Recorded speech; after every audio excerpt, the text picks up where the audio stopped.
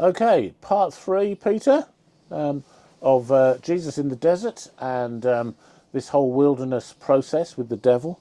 So the devil's had two goes at him. He's tried to get him to worship him. He's tried to get him to do a miraculous stones into bread saga. And in the third one, the devil this time, he takes him to another high point, the highest point in Jerusalem. And he says this to him: if you are the Son of God, throw yourself down from here. Throw yourself off this cliff or whatever. And the angels are sure to guard you, because that's what they're there for. You won't get hurt. And the interesting response of Jesus to it is, do not put the Lord your God to the test.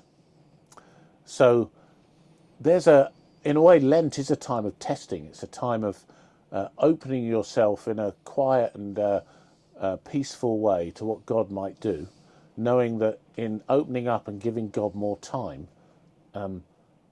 things could change your perspective and how you feel about things. And it could be testing. It might not be easy. It wasn't easy for Jesus in the desert. If we imagine that Lent is a bit of a desert or wilderness experience, which we've talked about before, then it might not be easy. And it might be a test. But what this is saying is, do not put the Lord your God to the test. You can't sort of start getting into a thing of doing what the devil's just done and said, well, go on then, do this, because you're bound to be fine. We're not called to do that. We're called to just be obedient to what God calls us to. So that's as brief as I want to make it. What do you think of that one?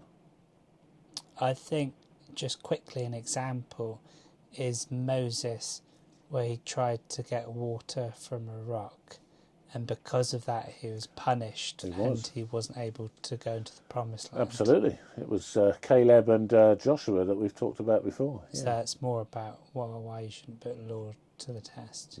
Yeah, Moses. I mean, we're all capable of trying it on and seeing if God will do something and almost bartering.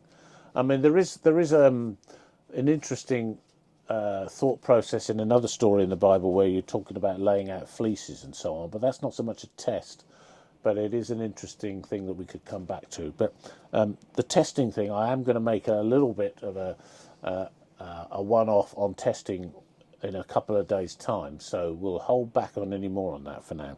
Okay, that's that one. Thank you. See you tomorrow.